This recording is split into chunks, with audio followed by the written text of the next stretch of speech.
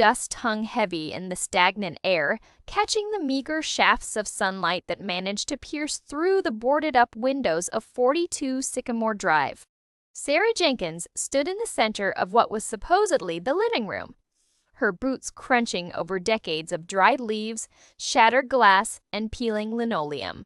The house was a rotting Victorian monstrosity on the edge of Oak Haven, a forgotten mill town in upstate New York. It was ugly, it was dangerous, and as of that morning, it was entirely hers.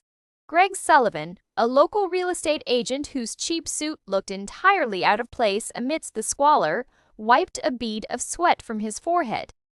"Sarah, I'm telling you this as a friend, not a broker. Walk away. The ink is barely dry. I can still find a loophole.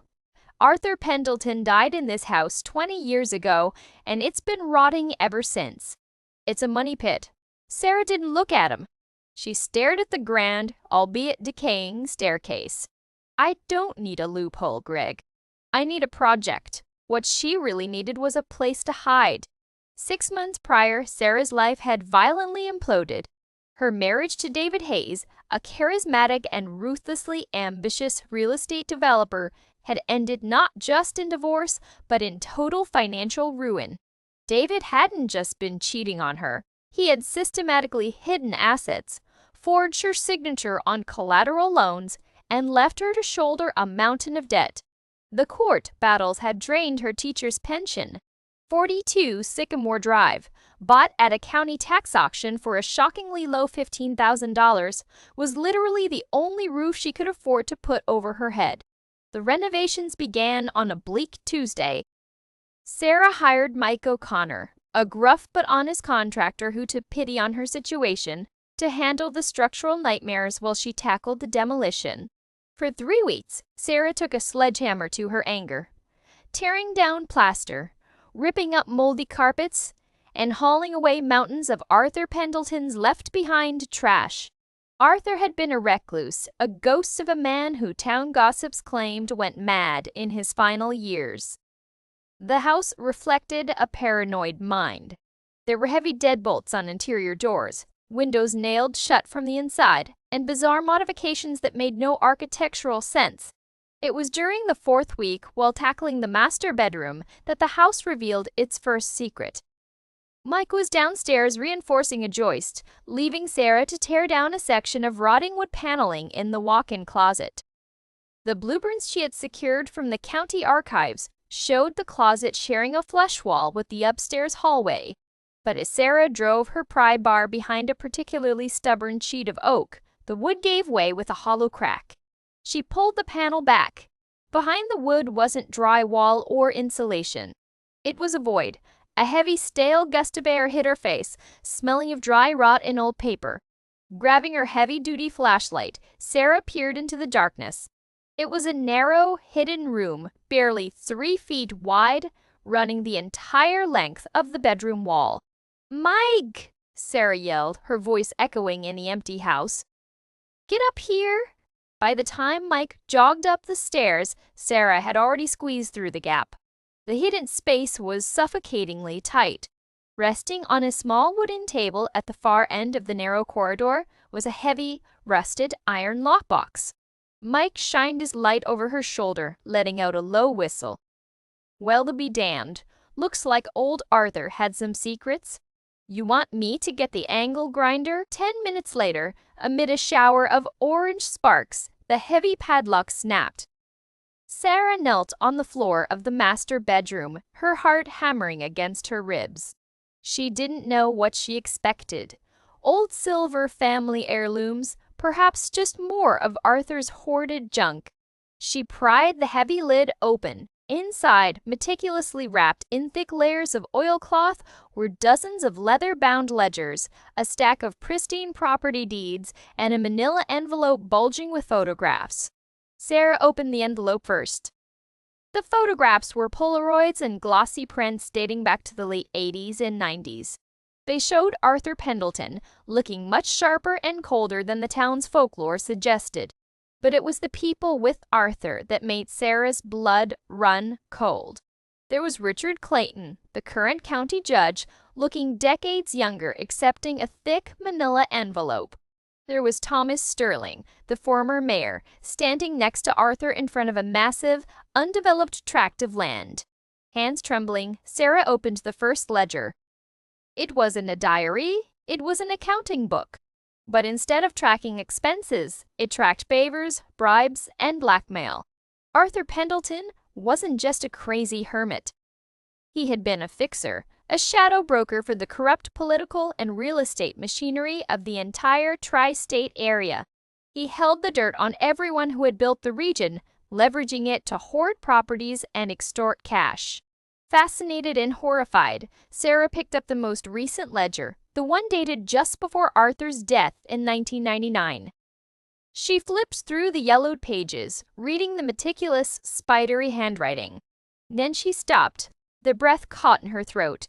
Tucked into the back of the 1999 ledger was a folded, modern-looking piece of printer paper. It was completely out of place, clearly added long after Arthur's death. Sarah unfolded it. It was a bank transfer receipt dated only 2 years ago. The sender was a shell corporation she recognized from her divorce proceedings, Apex Holdings. The recipient was listed as the Arthur Pendleton Estate Trust. And at the bottom, signed as the authorizing officer for Apex Holdings, was a signature she knew as well as her own. David Hayes. Sarah dropped the paper as if it had burned her. Her mind raced, desperately trying to connect the impossible dots. How could David, her slick, corporate ex-husband, be tied to a dead blackmailer's estate in a town he claimed to despise? She dove back into the box, digging furiously through the loose papers at the bottom. She found another modern document, a legal correspondence between David's lawyers and the county tax board. Suddenly, the horrific truth of her divorce crystallized into a sharp, agonizing picture. David hadn't bankrupted them due to bad investments. He had deliberately sunk their marital assets into buying out the debts of the Pendleton estate. David's father, a prominent developer in the 90s, had been one of Arthur's prime blackmail targets. The evidence of his family's criminal enterprise was in this very box. David had spent the last 3 years desperately trying to acquire 42 Sycamore Drive to find the ledgers and destroy the evidence before a pending federal investigation into his company could uncover it. But because David's assets were frozen during the federal probe, he couldn't buy the house directly. So he orchestrated the divorce. He stripped Sarah of everything, ensuring she would be desperate enough to look for bottom-of-the-barrel real estate. He used a proxy at the county tax auction to anonymously outbid everyone except Sarah, essentially herding her into buying the property. He knew she would renovate it. He was using his own ruined wife as a demolition crew to unearth the blackmail that was threatening his empire. A floorboard creaked downstairs. Sarah froze. Mike had left an hour ago to pick up drywall. She was entirely alone. "Hello," she called out, her voice betraying a slight tremor. Silence answered her, but it wasn't an empty silence. It was the heavy, expectant silence of someone holding their breath. Sarah quietly closed the heavy iron lid of the lockbox. She grabbed the heavy steel pry bar she had used to break the wall and creaked toward the bedroom door. Heavy, deliberate footsteps began ascending the grand staircase.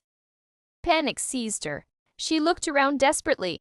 She dragged the lockbox back into the hidden wall cavity, shoving it deep into the shadows. She pulled the piece of oak paneling back into place just as a shadow fell across the bedroom threshold. David stepped into the room. He looked exactly the same as the day they signed the divorce papers, impeccably dressed in a tailored navy overcoat, a sharp contrast to the dust and decay surrounding him. He smiled, but it didn't reach his eyes. "You always did have a strong work ethic, Sarah," David said, his voice smooth and conversational. He stepped over a pile of broken plaster, his eyes scanning the gutted room.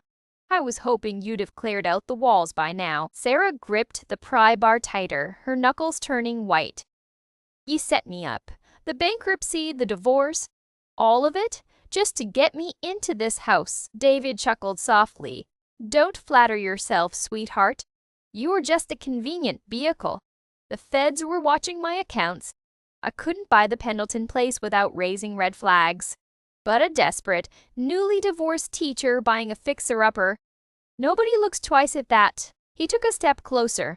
Now I know you found it. The house has been watched since he bought it. My guy saw O'Connor leave. Where is the box, Sarah? Get out of my house, Sarah demanded, her voice shaking but her stance firm. David's smile vanished. His face contorted into something ugly and violent. You don't understand the stakes here. That box contains things that will send me to federal prison for the rest of my life. My father's legacy, my company, everything is in there. I am not leaving without it. He lunged at her. Sarah swung the heavy pry bar. It caught David on the shoulder with a sickening thud. He cried out, stumbling backward into a pile of drywall dust.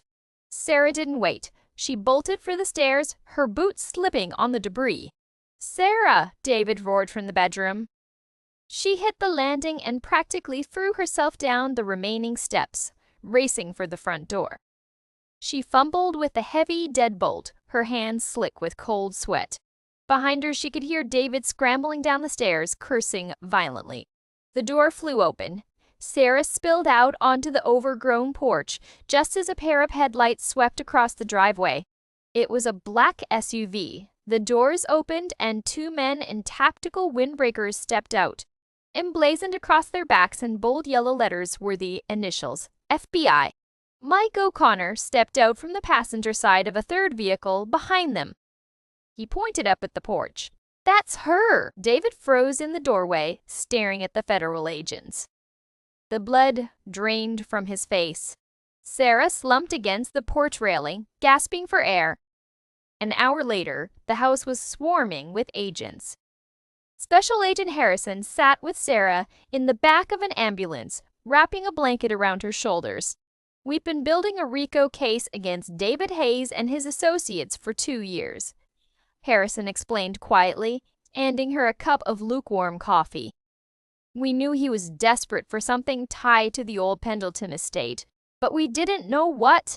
When your contractor, Mr. O'Connor, saw what you pulled out of that wall, he realized it was bigger than a local squabble. He drove straight to our field office. Sarah watched as 2 agents led David out of the house in handcuffs. The arrogant, untouchable man who had destroyed her life now looked small, pathetic, and entirely defeated. The ledger's a matte box, Harrison continued, his tone turning reverent. Sarah, you didn't just find dirt on your ex-husband. You found the Rosetta Stone of local corruption. Judges, mayors, state senators. Arthur Pendleton had them all in his pocket, and David was trying to inherit the empire. Sarah took a sip of the bitter coffee, a slow, deep sense of vindication washing over her. What happens to the house? She asked. Harrison smiled gently. The house is yours, completely free and clear. In fact, given the magnitude of the evidence you've just handed the federal government and the asset forfeiture we're about to execute on David's dummy corporations, I suspect you'll be receiving a very substantial reward for your cooperation. 6 months later, 42 Sycamore Drive was unrecognizable. The rotting wood had been replaced with crisp, white siding. The dead, overgrown yard was now a manicured garden. The dark, oppressive energy that had choked the property for decades had finally lifted. Sarah stood in the newly renovated foyer, the afternoon sun streaming through the restored stained glass transom window. She ran her hand along the smooth, polished banister. She had bought an abandoned house no one wanted, driven by desperation and a need to escape a ruined life. But within its decaying walls, she hadn't just found the truth about her past. She had found the power to completely rewrite her future. As Mike O'Connor walked through the front door carrying a final box of light fixtures, he grinned. Looking good, boss. House is finally breathing again. Sarah smiled back, feeling a profound sense of peace. Yeah, Mike, it really is.